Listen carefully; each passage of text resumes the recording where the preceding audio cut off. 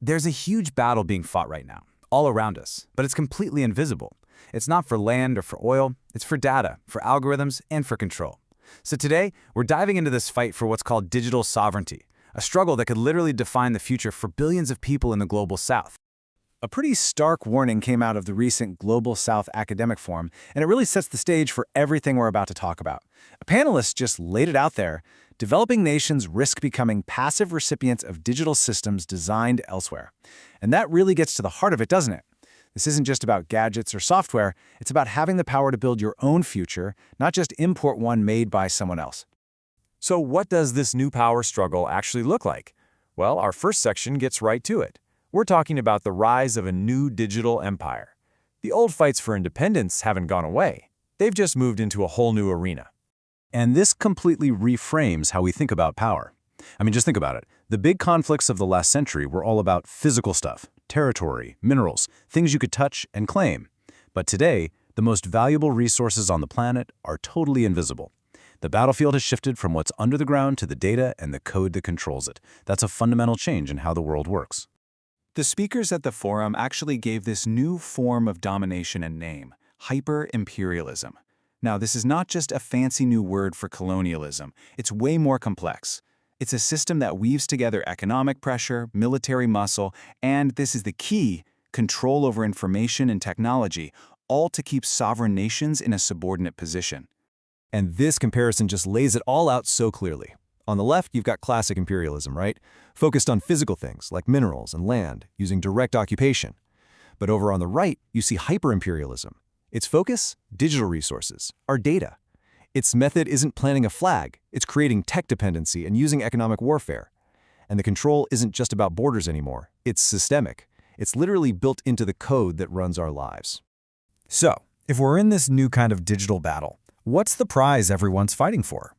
It's data. You've probably heard it called the new oil, and for a really good reason.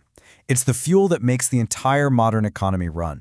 A speaker at the Global South Academic Forum, Comrade Kambale, really hit the nail on the head. He said, the question of who controls your data for whose benefit is as important as who controls your natural resources. And that quote just says it all. We have to stop thinking of data as abstract ones and zeros. It's a resource with incredible value, and controlling it is a geopolitical issue, just like oil fields or diamond mines. So here's the supply chain for this new oil. The raw material, the data, is extracted from people all over the Global South. Then it's funneled through these massive undersea cables to servers located mostly in the West. That's where it gets refined, analyzed, and turned into profit. But almost none of that value ever flows back to the people and places where the data came from. It's a classic extraction model just dressed up in digital clothes. So you might be asking, okay, how does this actually happen? How do entire countries lose control of their own data? Well, it's usually not with guns and tanks. It happens much more quietly, with the stroke of a pen on a piece of paper. We're talking about agreements that look like progress, but can actually be a quiet surrender of a nation's future. According to the folks at the forum, a recent data agreement between Malaysia and the United States is a perfect and pretty chilling case study. It was sold as this great, forward-looking partnership. But when you actually dig into the terms, you see a massive loss of control for Malaysia over its own digital destiny.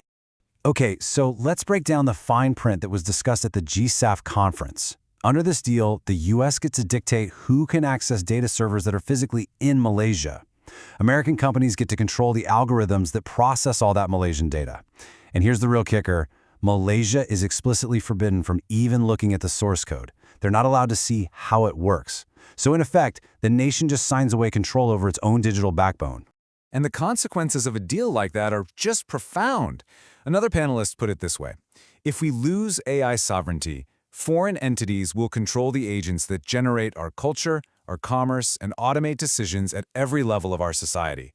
This isn't a tech issue anymore, it's a cultural one. It's about who gets to write the code that your society runs on. But hey, this isn't just a story about domination. Not at all. There is a powerful and growing resistance. The conversation is shifting now, from just pointing out the problem to actively building a solution. Panelists are calling it the sovereignty agenda. And what's really fascinating is how this new movement is looking to history for its inspiration. And forums like the GSAF, you're hearing leaders call for a revival of the Bandung spirit. Now that's a reference to a historic conference back in 1955, where nations from Asia and Africa got together to support each other against colonial pressures. It's this incredibly powerful idea of South-South solidarity being reborn for the digital age. So what does this road to digital independence actually look like?